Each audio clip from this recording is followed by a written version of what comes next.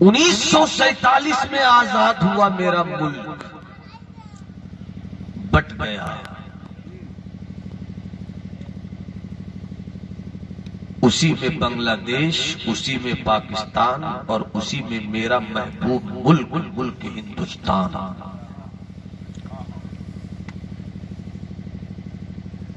1981 میں حضور سرکار مجاہد ملت کا بھی انتقال ہوا۔ اسٹیج پر بیٹھے ہوئے میرے لوگ، اگر آپ سپورٹ کیجئے تو یہ قوم کہیں نہیں جائے گی۔ افسوس یہ ہے کہ ہم نے اپنی قوم کے کانوں کے تاج محل کو لطیفوں کا بت دے کر بت کدا بنا دیا ہے۔ ہمارا دل سومنات نہیں ہے، ہمارا دل کربلائے معلی ہے۔ 1947 میں آزاد ہوا میرا ملک، غلام ملک میں پیدا ہوئے حضور مجاہد ملت۔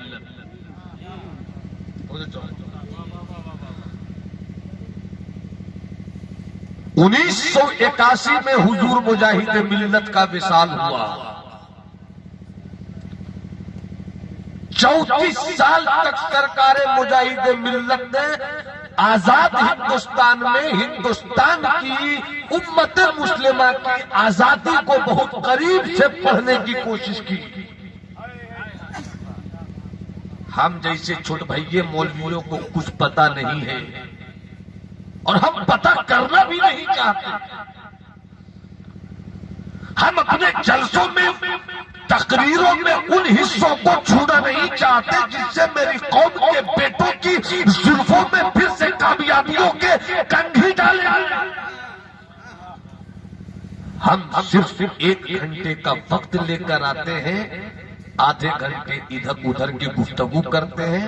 میری قوم کے بیٹوں کو بھی وہی چیز اچھی لگتی ہے، مگر اب ہمیں بھی سوچنا ہوگا اور آپ کو بھی سوچنا ہوگا۔ 1947 میں ملک ہندوستان ہوا، آزاد ہوا۔ 34 سال تک حضور مجاہد ملت اسی ملک ہندوستان میں رہے، عہد شباب سے لے کر بڑھاپے تک۔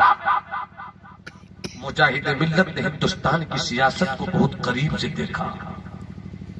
فکر ایک تھی، کیسے آزاد ہندوستان میں اسلام کے بیٹے جی سکیں گے، کیسے جی سکیں گے۔ آج تو غالب کی شاعری پر لوگ پی ایچ ڈی کر رہے ہیں، میر کی شاعری پر پی ایچ ڈی کر رہے ہیں، انیس کی شاعری پر پی ایچ ڈی کر رہے ہیں، دبیر کی شاعری پر پی ایچ ڈی کر رہے ہیں، ناصر کی شاعری پہ پی ایچ ڈی کر رہے ہیں، قتیل کی شاعری پہ پی ایچ ڈی کر رہے ہیں، داغ کی شاعری پر پی ایچ ڈی کر رہے ہیں، انشا کی شاعری پر پی ایچ ڈی کر رہے ہیں، مصطفی کی شاعری پر پی ایچ ڈی کر رہے ہیں۔ بڑے بڑے شاعروں کی شاعری پر پی ایچ ڈی ہو رہی ہے، مگر کسی شاعر کے شعر میں کیسے جیا جائے ہندوستان میں یہ سبق نہیں ملتا۔ مگر مجاہد ملت نے کبھی شاعری نہیں کی۔ جوانوں غور سے سننا، کبھی شاعری نہیں کی، زندگی میں 2 شعر لکھا۔ کتنا؟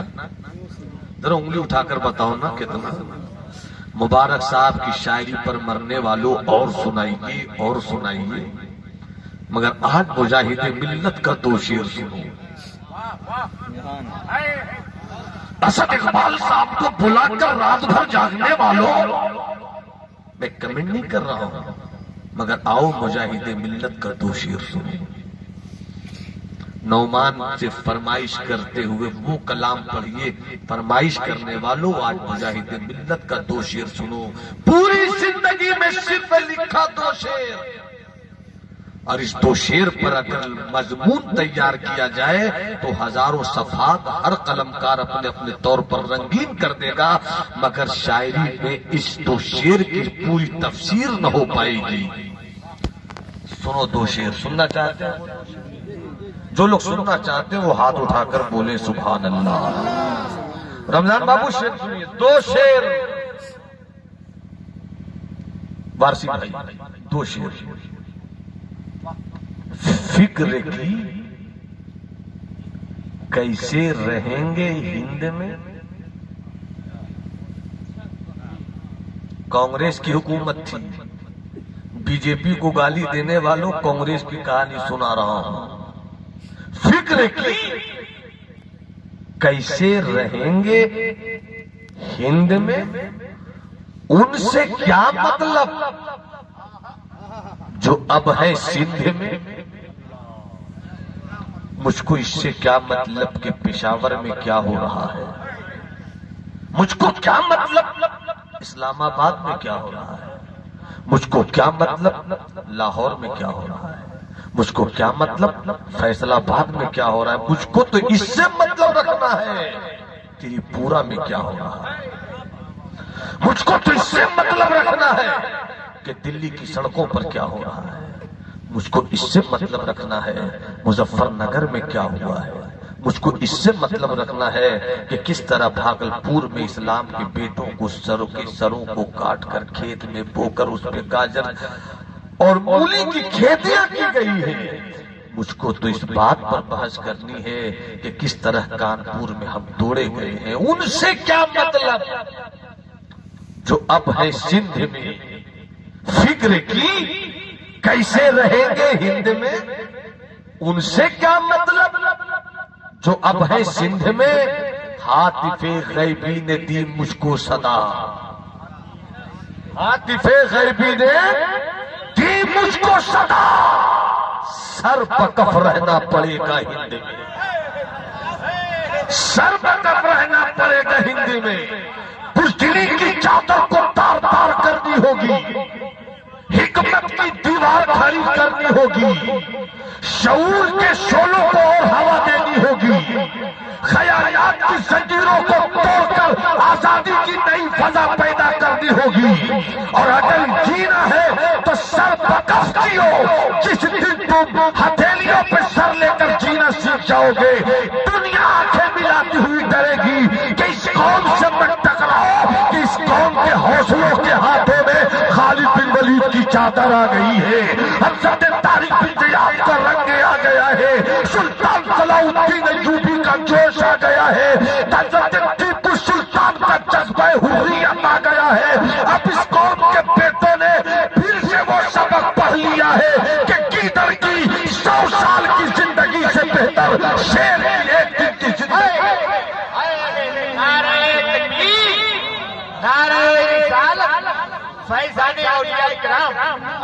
پورا من میں ہاتھ اٹھا کر بولے سبحان اللہ۔ ٹھنڈک کا احساس مت کرو، پوری گرمی کے ساتھ سنو، تمہیں کربلا والے شہیدوں کے خون نوازتا ہے۔ ہاتھ اٹھا کر بولو یا رسول اللہ، اور طبیعت سے بولو یا حبیب اللہ۔ فکر کی کیسے رہیں گے ہند میں، ان سے کیا مطلب اب ہے سندھ میں، کیسے جئیں گے اس ملک میں، کیسے رہیں گے اس ملک میں۔ ہم تو کسی طرح گھر میں ڈائننگ ٹیبل پر بہترین غذا اتار لیتے ہیں، مگر میرے بیٹوں کے پلیٹ میں نوالا کیسے پہنچے گا، اس کی فکر کی ہے آپ نے؟ آج آپ کے پاس گاڑیاں ہیں، گھوڑے ہیں، سب ہیں، مگر اس کی فکر ہم کب کریں گے کہ میرے بچوں کے پاس بھی اسی طرح گھوڑا اور گاڑی ہو؟ اور سب تو یہ بات کی چیزیں ہیں، سب سے پہلے یہ سوچو ہم تو آج اپنا ایمان بچا لے جا رہے ہیں، میری آنے والی نسلیں ایمان کیسے بچائیں گی، اس کے لیے کیا کیا ہے؟ سچوں کے ساتھ ہو جاؤ، سچوں کے ساتھ ہو جاؤ۔ ہم نے قرآن مقدس کی اس آیت پر 1450 سال میں کم سے کم 14.5 لاکھ تقریریں تو ہوئی، اور ہر دور میں ہر بزرگ نے دور کی ضرورت کو سمجھتے ہوئے اس آیت کو عنوان بنا کر اپنی گفتگو کی، مگر ادھر 15 سالوں سے جلسے کم ہو رہے ہیں، ہلڑ بازیاں زیادہ ہو رہی ہیں۔ ہم نے اپنے جلسوں کو بے مقصد بنا دیا، خود کردہ را علاج نیست. کیسے تھے وہ قائد اہل سنت؟ رئیس القلم علامہ ارشد القادری علیہ رحمت و رضوان. اور کیسی تھی ان کی پوری بٹالیاں؟ ضرورت پڑی تو اپنی ٹیم کو لے کر اتر پڑے اور کشمیر کانفرنس کیا.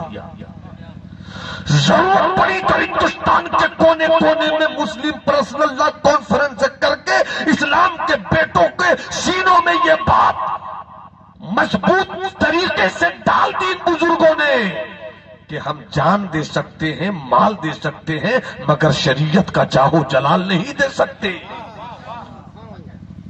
مگر آج ہم کیا کر رہے ہیں؟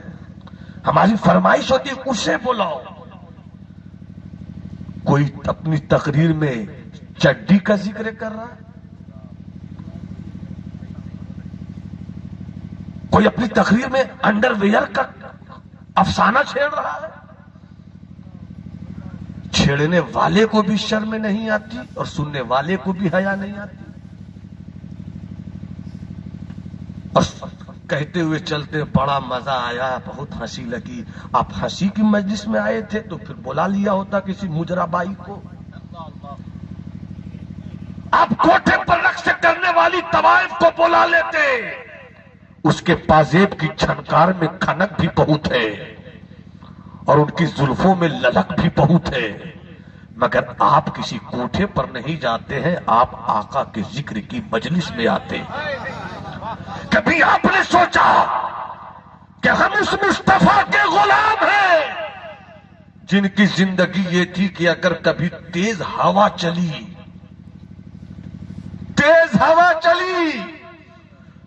تو اپنے غلاموں سے مصطفیٰ کہتے ہیں صدیق اٹھو، عمر چلو، عثمان لوٹا لو، بلال اذان دو. ہوا تیز چل رہی ہے، خدا کی رحمت کو جلال آ رہا ہے، خدا کی رحمت کو غضب آ رہا ہے. جس قوم کے آقاؤں کی تعلیم ایسی تھی، آج ہم آقا کی اس تعلیم پر گفتگو کم کرتے ہیں اور غیر ضروری آوارگی سے اپنے جلسوں کو برباد کرتے ہیں. ہماری قوم بھی کچھ نہیں لیتی ہے اور ہماری ہی ٹوپی داڑھی رکھنے والے کچھ وہ لوگ جن کے سینوں میں نبی کی سچی محبت نہیں ہے، وہ بھی بعد میں شور کرتے ہیں. دیکھ کر آئے ہیں بریلی والوں کا جلسہ، جبکہ بریلی والوں کا جلسہ یہ ہونا چاہیے کہ جب ہم آئیں تو وضو کے ساتھ آئیں اور جب نکلے تو میرا وجود خوش عشق رسول کے پانی سے شرابور ہو رہا ہو. ہم یوں ہی مبارک حسین مبارک کو جی کھول کر داد نہیں دیتے. ہمیں وہ بھی معلوم ہے کہ جب وہ اسٹیج پر آتے ہیں تو دعا کرتا ہوں جلدی مجھ کو میرے کمرے پہنچا دو. نام علی کا تقدس اور کچھ بڑے بڑے موٹے موٹے لفافے لینے والے لوگ اور مولا علی کے نام پر 5 منٹ تک علی علی علی علی علی علی علی. ایسا لگتا ہے کہ علی سے محبت نہیں ہے بلکہ پبلک سے محبت ہے. یہ کس نے برباد کیا؟ ہم نے برباد کیا. افسوس ہوتا ہے کہ آج جلسے کو بہتر بنانے پر تقریر کرنی پڑ رہی. کہاں آ گئے ہم؟ بہت غور سے سن رہا تھا زمانہ، ہم ہی سو گئے داستاں کہتے کہتے، ہم ہی سو گئے داستاں کہتے کہتے. ہم صرف یہ سننے کے عادی ہو گئے ہیں کہ کس طرح بڑے پیر پیرے پیرا میرے میرا، شہباز لامکانی قطب ربانی غوث سمدانی قندیل نورانی سیدنا شیخ عبدالقادر جیلانی، میرا غوث تیرا غوث سب کا غوث. یقیناً میرا غوث غوث ہے. بندہ قادر کا ہے، قادر بھی ہے عبدالقادر. بندہ قادر کا ہے، قادر بھی ہے عبدالقادر. میرے غوث تیرا جواب نہیں، مگر ہمارا حال کیا ہے کہ ہم جب یہ بتاتے ہیں میرا غوث وہ ہے جنہوں نے 12 سال کی ڈوبی ہوئی بارات کو نکال دیا. واقعہ بالکل سچ ہے. ہم سنتے ہیں تو واہ واہ کرتے ہیں. کبھی یہ بھی تو سنے کہ میرا غوث راتوں کو کس طرح رو رو کر اپنے رب کی یاد کرتا ہے.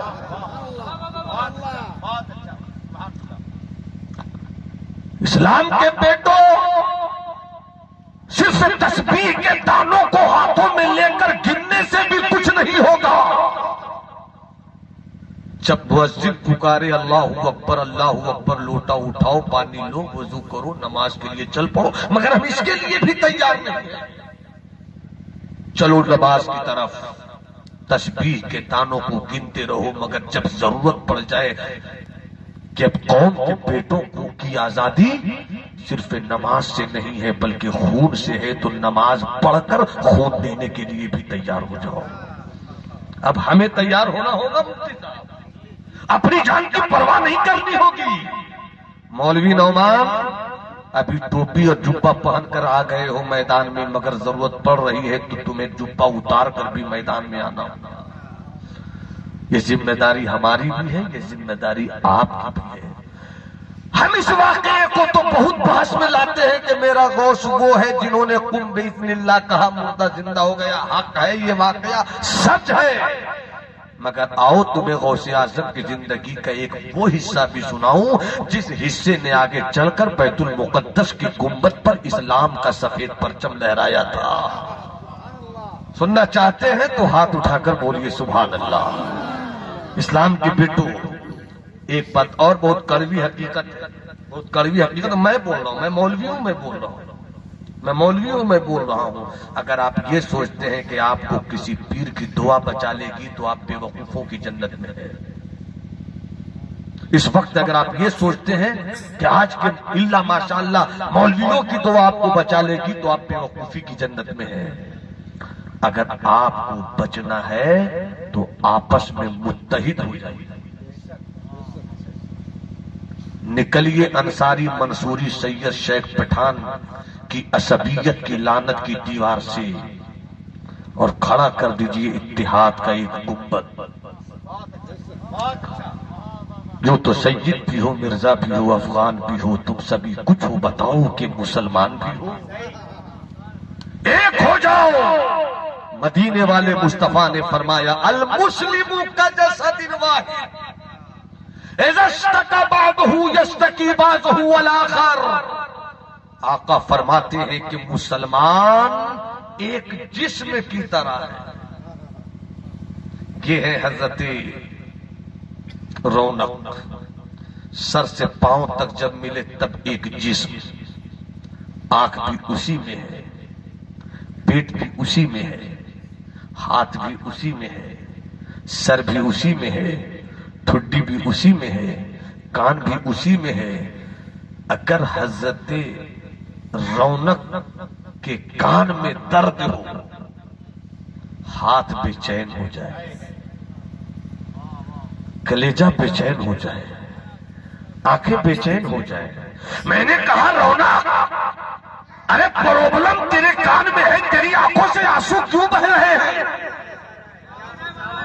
التماس، تکلیف آپ کے پیر میں ہے مگر آپ اپنے ہاتھوں کو حرکت کیوں دے رہے ہیں؟ تو جواب ملتا ہے مولانا سب پارٹ الگ الگ ہے مگر جسم ایک ہے. جسم ایک ہے. آنکھ میں تکلیف ہو تو کان پریشان، آنکھ میں تکلیف ہو سر پریشان، آنکھ میں تکلیف ہو جسم پریشان. زیادہ لمبی بحث نہیں کرتے ہوئے المسلم کجسد واحد. آقا فرماتے ہیں کہ مسلمان ایک جسم کی طرح ہے. اذا اشتكى بعضه يشتكي بعضه الاخر. جسم کا ایک حصہ اگر درد سے بے چین ہو تو دوسرا حصہ بھی بے چین ہو جائے. مطلب کیا چلا؟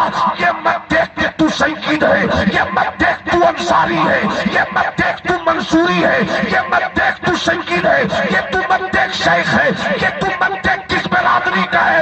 تیرے اتحاد کا ایک ہی نعرہ ہے کہ تیرے دل کی دو تختیاں ہیں. ایک تختی پر لا الہ الا اللہ ہے، دوسری تختی پر محمد رسول اللہ ہے، جس دل کی تختی پر یہ نعرہ لگا ہوا ہو، اپنی ضرورت کو الگ کر دے، اپنے حرص کو الگ کر دے، اپنی ہوس کو الگ کر دے، اپنے خیال کو الگ کر دے، اور کہ تو پڑوسی ہے تو کیا ہوا، گھر میں تیرے چولہا نہیں چلتا، بھوک مجھے توڑا دیتی ہے، گھر میں روٹی تیرے نہیں بنتی ہے، بھوک کا احساس میں نعرہ تکبیر، نعرہ رسالت، پیغام اسلام، مذہب اسلام، اصلاح معاشرہ کانفرنس، حیدرآباد۔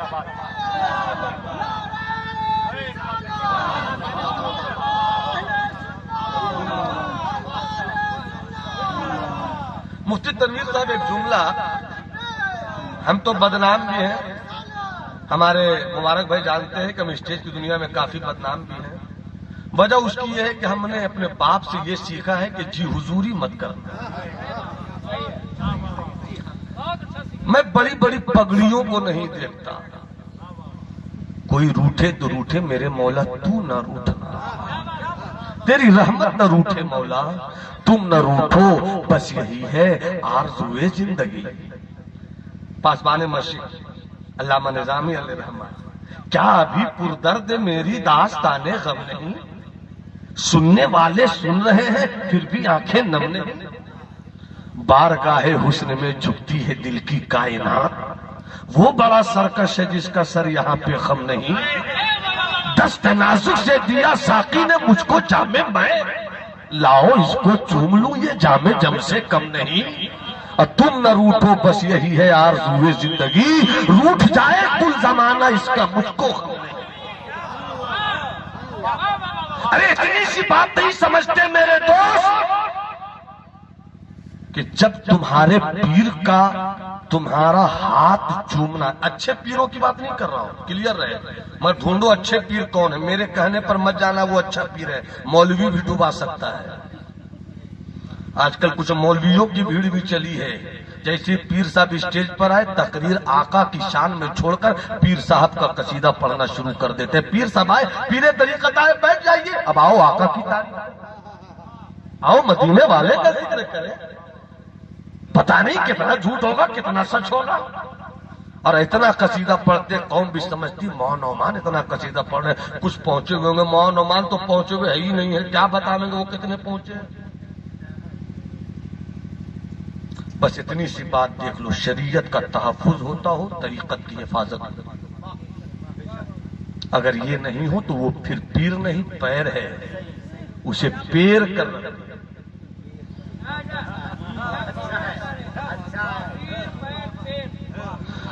مفتی تنویر صاحب ایک سچی بات بتا رہا ہوں میں آپ کو کہ بھیا آج کا پیر جب اپنی دعاؤں سے تیرا زمین پر جینا بہتر نہیں کر سکتا ہے، تجھے جنت کیسے دے گا؟ کیسے ملے گی جنت؟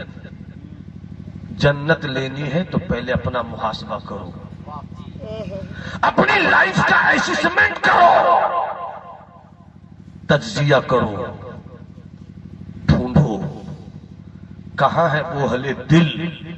بہادر شاہ ظفر کا شعر یاد آیا، کوئی کیوں کسی سے لگائے دل،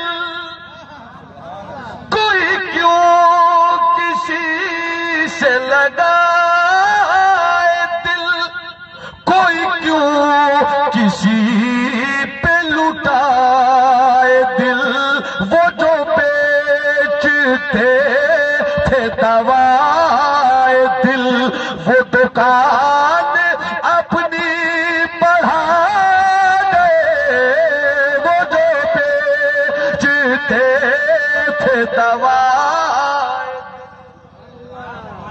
وہ دکان اپنی بڑھا گئے، وہ دکان اپنی بڑھا گئے۔ کسی نے کہا سرکار مجاہد ملت سے حضور، غالباً سنجے گاندھی کا واقعہ ہے، جب مجاہد ملت کی تحریک خالصانہ حق کا رنگ دیکھا تو وہ کہیں تھا، کہا کل آ کر خبر لیتا ہوں اس بوڑھے کی بہت بڑھ گیا ہے، مسلمانوں کی طرف سے آواز اٹھاتا ہے. کل خبر لیتا ہوں کسی نے کہا مجاہد ملت سے حضور اس کی نیت ایسی ایسی ہے، وہ بولا کل آؤں گا تو بتاؤں گا. میرے مجاہد نے کہا کل دیکھ بھی تو لے، کل دیکھ بھی تو لے. رات جہاز پر چل رہا تھا، جہاز کریش ہوا، وہ مر گیا. اب ایسے لوگ کہاں ہیں؟ کوئی کیوں کسی سے لگائے دل، کوئی کیوں کسی پہ لٹائے دل.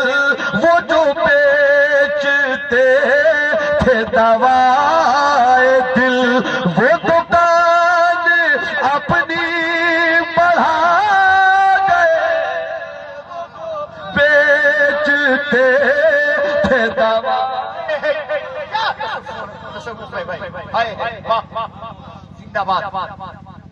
حضرات آؤ تمہیں بغداد لے چلو. ارے بغداد کی محبت میں تو پرندے بھی بول پڑتے ہیں. بغداد کے عشق میں کتے اتنے طاقتور ہوتے ہیں کہ شیروں کو نگل جاتے ہیں. پورا مجمع محبت سے بولے یا غوث، ہاتھ اٹھا کر بولو یا غوث. تو چاہوں آؤ چلو بغداد. پیرے پیرا کی خانقاہ، میرے میرا کی خانقاہ. ایک جوان آیا، جوان کے ساتھ 10 سال کا ایک بچہ آیا. جوان نے کہا بڑے پیر، میرے غوث، میرے آقا، میرے مرشد. ہاں کہو جوان. کہا اپنا ہاتھ میرے اس 10 سال کے بچے کے سر پر رکھ دیجئے. جب تک سر نہیں بولو گے ہم آگے نہیں بڑھیں گے. ہاتھ رکھ دیجئے اور دعا دیجئے کہ میرا بچہ مجاہد ہو جائے. آج کل کتنے باپ کا یہ حوصلہ ہے؟ میرے پاس بھی آتے ہیں، دعا کیجئے فیوچر اچھا رہے، دولت کمائے. دعا کیجئے حالم ہو جائے، حافظ. اچھی دعا، یہ دعا خراب نہیں ہے، مگر یہ دعا کتنے لوگ کرواتے ہیں؟ دعا کیجئے میرا بچہ مجاہد ہو جائے. میرے غوث اعظم کا کرم زوروں پر تھا. مسکرا کر کہتے ہیں لے رکھ دیا تیرے بچے کے سر پر ہاتھ. ارے یار بچے سے کیا کرو، بولو نا سبحان اللہ. ہاں بولو بولو بولو بولو نا سبحان اللہ، اور محبت سے بولو نا سبحان اللہ. یہ کون سا ہاتھ ہے؟ علم کی توجہ. یہ وہی ہاتھ ہے جس کی ہتھیلی میں میرا غوث ساری دنیا کو دیکھتا ہے.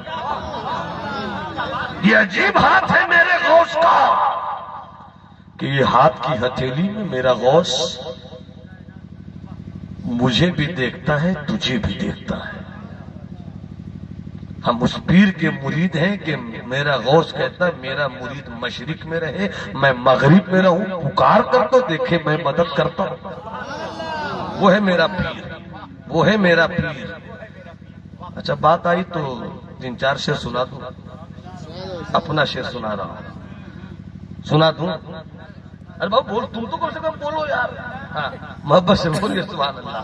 شعر سنیے 3-4 شعر، آپ کو سنا چکا ہوں پر پھر سنیے. محبت سے بولیے سبحان اللہ. اور اس کے پیچھے بھی ایک کہانی ہے.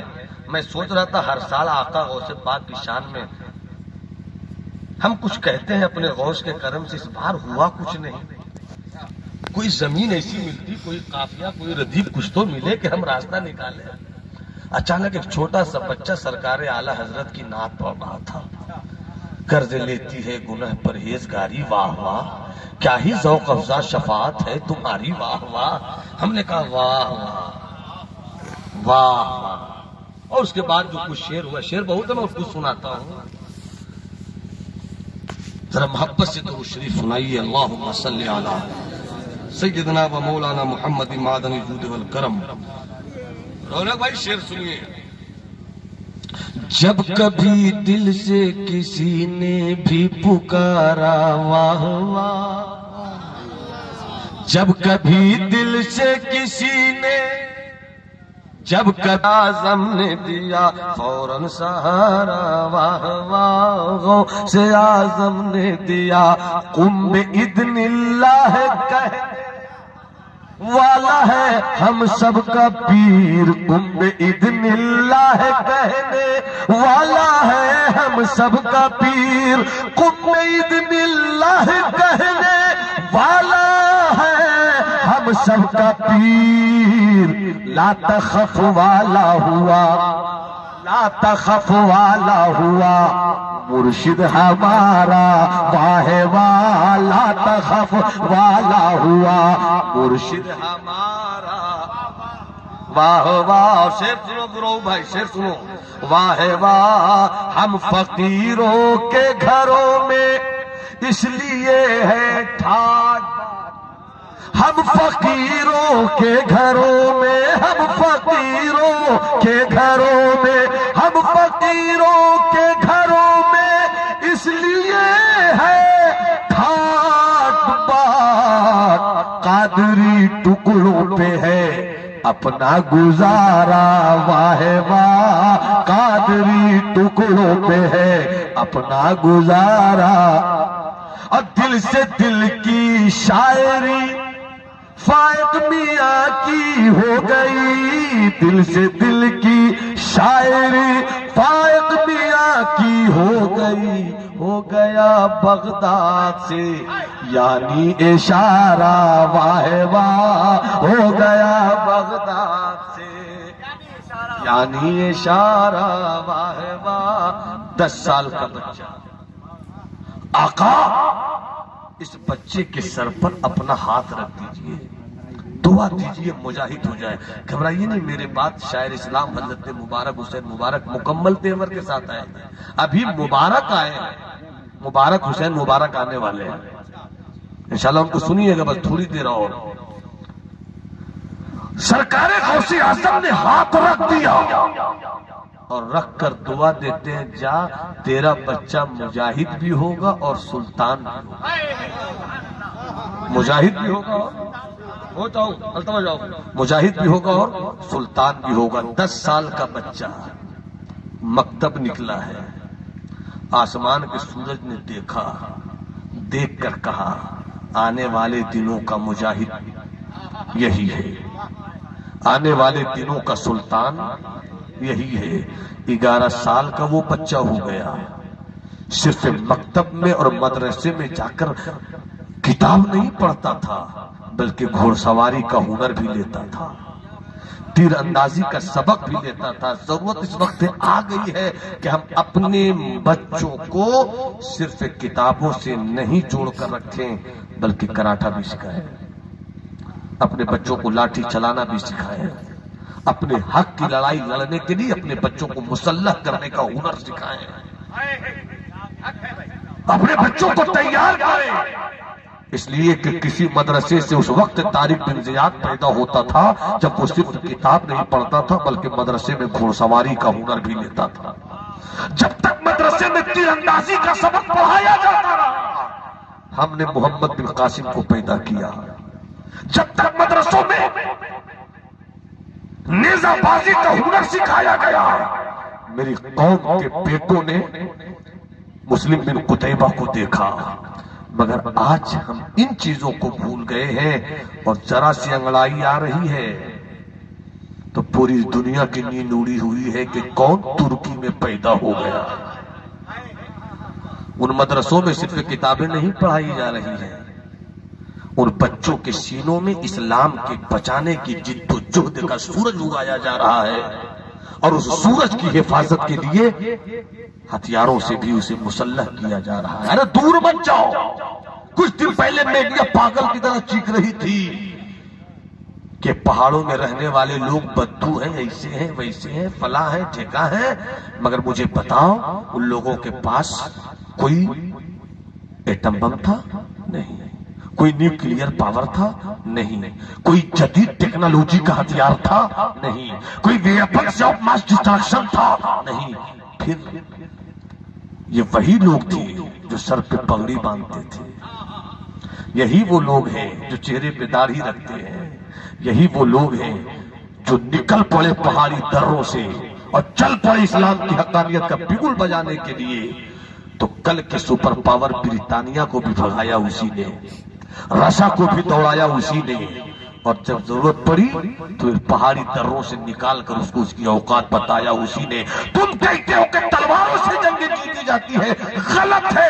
ان چند پہاڑی قبیلوں کے رہنے والے اسلام کے بیٹوں نے بتایا کہ جنگ تلواروں سے بعد میں جیتی جاتی ہے، پہلے حوصلوں سے جیتی جاتی ہے، پہلے اللہ کی ذات پر یقین سے جیتی جاتی ہے۔ اور اللہ کی ذات پر یقین ان چند سرفروشوں کے خیموں میں تھا جہاں ایک دم بم تو نہیں تھا مگر رسول کا کرم موجود تھا، جہاں خواجہ کی عنایتیں موجود تھیں۔ میں زیادہ تفصیلی بات نہیں کرنا چاہتا ہوں، ایک بات یاد آ گئی تو سن لیجیے رہو بھائی، سنیے ہمارے حضرات۔ آج سے 22-23 سال پہلے جب میں جامعہ ملیہ میں پڑھ رہا تھا تو ایک کتاب میرے ہاتھ لگی تھی، اس کا نام تھا افغانستان میں 7 دن۔ اس کتاب میں رائٹر نے لکھا تھا کہ میں جو 7 دن گزار کر آیا تو میں نے کیا دیکھا۔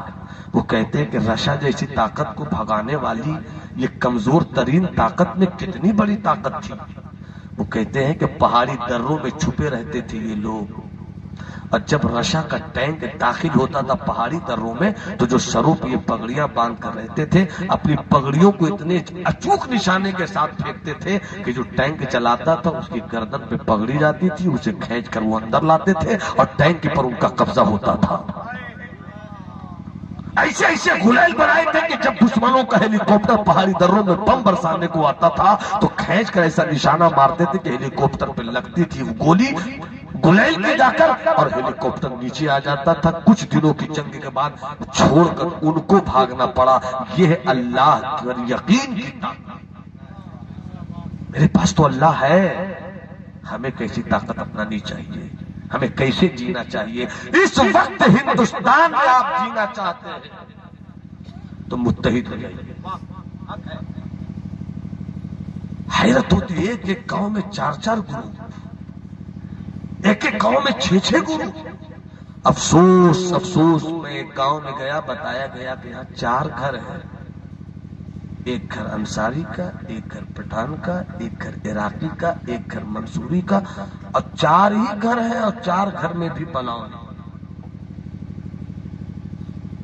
اختلاف سے پہلے کیوں نہیں کسی گنگا میں جا کر وہاں سے کٹورے میں پانی لا کر ڈوب مرتے؟ احساس نہیں ہم بٹ رہے ہیں، دنیا ہمیں بانٹ رہی ہے، ہم بٹ رہے ہیں۔ ایک ہو جاؤ اور ایک ہو کر ہر سال جلسے مت کرو، جلسے کبھی کبھی کرو مگر اپنے قوم کے غریب بیٹوں کو ڈھونڈو۔ کون ہے جو ڈاکٹر بن سکتا ہے اسے ڈاکٹر بناؤ، کون ہے جو میری قوم کا بیٹا انجینئر بن سکتا ہے اسے انجینئر بناؤ، اپنے قوم کے بیٹوں کو لائر بناؤ۔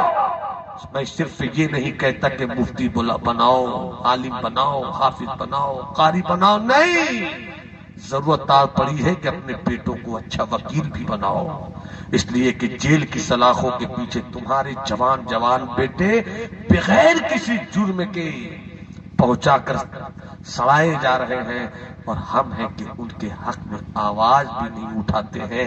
ضرورت اس بات کی ہے کہ ہم اپنے بچوں کو علم کی دولت سے مالا مال کر دیں تاکہ میرے بچے علم کے اصول کی روشنی میں اپنے حق کی آواز بلند کریں۔ مجھے بڑی خوشی ہوتی ہے جب مجھے معلوم ہوتا ہے کہ جامعہ ام القری یہاں ہے۔ یہ وہ ادارہ ہے جہاں اسلام کی بیٹیوں کے سینے میں صرف علم نہیں دیا جاتا ہے بلکہ سیدہ فاطمہ الزہرا کے کردار کی چادر بھی دی جاتی ہے، جہاں سنیت کا سبق بھی پڑھایا جاتا ہے، جہاں اس کے رسول کی حفاظت کا درس بھی دیا جاتا ہے۔ آپ ہی کے گورتھمبا میں جامعہ قادریہ ہے، مضبوط کرو اس ادارے کو، یہ سوچ کر مضبوط کرو کہ یہی وہ ادارہ ہے جو ہمارے بچوں کے سینوں میں نبی کی محبت کا سورج اگائے گا۔ اور اپنا حق ہے چندہ دے کر پوچھو کہ ہم نے چندہ دیا تھا تو میری قوم کے بیٹوں کو آپ نے کیا دیا؟ آپ ہم سے سوال کیجئے، جب سوال کیجئے گا تب ہم بیدار ہوں گے، تب ہمیں بھی لگے گا ہمارا کوئی پوچھنے والا ہے، ہم بھی اپنے مدرسوں میں اچھی تعلیم دیں گے، عصر نو سے جوڑیں گے، عصری تعلیمات سے جوڑیں گے۔ اس لیے کہ آخری بات کہہ کر میں رخصت ہونا چاہتا ہوں، سرکار فرماتے ہیں اغدو عالمن او متعلما او مستمعا او محبا ولا تکن الخامس فتہلک. ہم چائے کی دکان پہ بیٹھ کر ہم برباد ہو رہے ہیں، ہوٹل میں ہم برباد ہو رہے ہیں، 4 لوگ بیٹھ کر ہم برباد ہو رہے ہیں. کیوں برباد ہو رہے ہیں؟ اس کی وجہ کیا ہے؟ میرے مصطفیٰ سے بہتر کوئی نہیں بتا سکتا. مصطفیٰ فرماتے ہیں اسلام کے بیٹو بربادی سے بچو، بچنا چاہتے ہو تو کیسے جیو؟ اپنی زندگی کی صبح کرو. جب اس طرح سے بیدار ہو جاؤ تو اس طرح سے صبح کرو کہ علم سکھانے والے رہو. اٹھو تو علم سکھاؤ. اور ہر کوئی علم سیکھنے والا نہیں ہوگا، تم متعلما علم سیکھنے والے رہو. اگر اتنا بھی ٹائم نہیں ملتا کہ سکھا سکے اور سکھانے کی صلاحیت نہیں تو سیکھ سکے، تو جب ایسی مجلسیں سجی ہوں اور تم گزر رہے اس مجلس سے تو یوں ہی مت گزر جاؤ. تھوڑی دیر کے لیے کھڑے ہو کر کان بیدار رکھو اور ہوش کے ساتھ سنو کہ سکھانے والا کیا سکھا رہا ہے، سیکھنے والا کیا سکھا رہا ہے. اور اگر یہ بھی وقت نہیں ملتا تو کم سے کم اتنا تو کرو کہ علم سکھانے والوں سے محبت کرو، علم سیکھنے والوں سے محبت کرو. علم سیکھنے اور سکھانے والوں کی مجلس میں گزرے تو جو سنتے ہو اچھے طریقے سے اس سبق کو، تم ان سننے والوں سے محبت کرو. یہ 4 ہی ہے، یا تو علم سکھاؤ یا علم سیکھو یا سنو یا ان لوگوں سے محبت کرو. ولا تکن الخامس 5واں مت بننا، فتہلک ورنہ برباد ہلاک ہو جاؤ گے. اس لیے اسلام کے بیٹوں اپنی ہلاکت کو دور کرنا چاہتے ہو خود سے، علم کا چراغ جلاؤ. اور علم صرف پڑھ کر نہیں بلکہ تہذیب سے روشن کرو، کردار سے روشن کرو. وہ 10 سال کا بچہ غوث اعظم نے ہاتھ رکھا، جا تیرا بیٹا مجاہد بھی ہوگا، تیرا بیٹا سلطان بھی ہوگا. دیکھتے ہی دیکھتے گھوڑ سواری میں ماہر ہو گیا، نیزہ بازی میں ماہر ہو گیا، تلوار چلانے میں ماہر ہو گیا، بڑا شمشیر زن ہو گیا. میدان جنگ میں گزرا، پہلے سپاہی ہوا، پھر کمانڈر ہوا، پھر کمانڈر ان چیف ہوا، پھر سلطان بھی ہو گیا.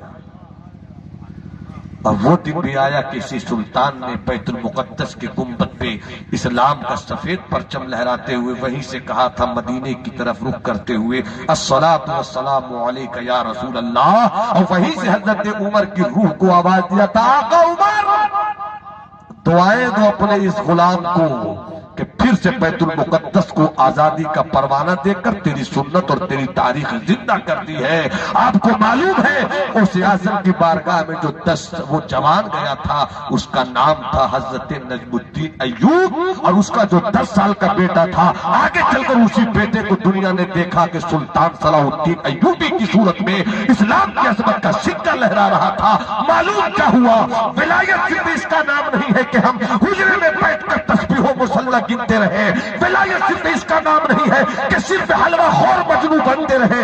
ولایت پیری مریدی اور عالم ہونے کا مطلب یہ ہے کہ اپنی قوم کے بیٹوں کو جب حلوہ کی ضرورت ہو تو حلوہ بھی لے، اور جب اسلام ملت مذہب مسلک کی حفاظت کی بات ہو تو تلواروں کے ساتھ میدان جنگ میں بھی کودے. اس لیے اپنے آپ میں حرکت پیدا کیجیے، تحریک پیدا کیجیے، علم سے رشتہ جوڑیے، اپنی بیٹیوں کو تعلیم دیجیے. کتنے اچھے لوگ ہیں یہ ہمارے صابر صاحب قبلہ ہے، جھارکھنڈ کلینک.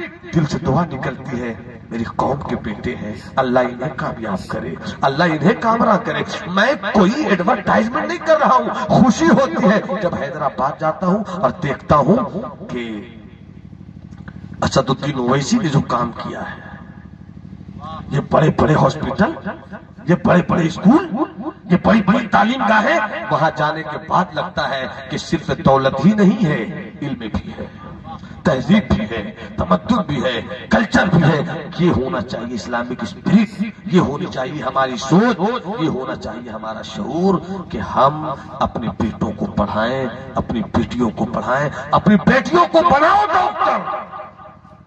اسلام کی تعلیمات کے اجالے میں وہ رہ کر ڈاکٹر بنے گی تو جب تمہاری قوم کی غریب بیٹیاں پیسوں سے مجبور ہو کر شادی کے بعد امید سے ہوں گی، پیسے نہیں ہوں گے، بے چین ہوگی کہ پیسے کم ہے، جب کہیں اور جاتی ہیں تو وہاں کی لیڈی ڈاکٹر سے فوراً استورا نکالتی ہے، پیٹ چیر کر بجٹ لمبا کر دیتی ہے۔ جب تیری قوم کی بیٹیاں ڈاکٹر ہوں گی تو حوصلہ دیں گی، بیٹی گھبرا مت، میں ہوں نا۔ آپریشن کی نوبت آئی، پیسے کم بھی ہوں گے تو میں اپنے باپ کی صحبت میں پلی ہوئی بیٹی ہوں، جنہوں نے فاطمہ الزہرا کا کردار ہمیں سکھایا ہے۔ ہم تیرا علاج بھی کریں گے اور تیری غربت میں مدد بھی کریں گے۔ اس لیے باتیں بہت کچھ کہنے کو ہے، کہی جا سکتی ہے، سنی جا سکتی ہے، وقت کی قلت منگیر ہے۔ میں کہنا یہ چاہتا ہوں، ایصال ثواب کی مجلس ہے، سب کچھ دنیا سے جانا ہے، آپ بھی جائیں گے، ہم بھی جائیں گے، مگر جاؤ تو اس طرح جاؤ کہ حیات لے کے چلو، کائنات لے کے چلو، حیات لے کے چلو، کائنات لے کے چلو، چلو تو سارے زمانے کو ساتھ لے کے چلو، چلو تو سارے زمانے کو ساتھ لے کر چلو۔ یہاں سے ایک مزاج لے کر جائیے، آپسی نفرت اگر کہیں سے ہے ختم کریں، اختلاف ہے دور کریں، اپنے آنے والی نسلوں کے لیے دور کیجئے، میرے لیے مت دور کیجئے۔ اللہ ہم سبوں کو کامیاب کرے، کامرہ کرے، فائز المرام کرے۔ مرحومہ مغفورہ اللہ انہیں، مرحومہ مغفورہ فاطمہ بی بی اللہ جنت میں انہیں اعلیٰ مقام بخشے، ان کی قبروں کو جنت کا ایک باغ بنائے، ان کی قبر میں خوب کشادگی ہو، اللہ ان کے خطیات و سیئات کو حسنات میں بدل دے۔ عید و ازمن و قدوسیاں و جملہ جہاں آمین بات وما علینا الا البلاغ۔ السلام علیکم۔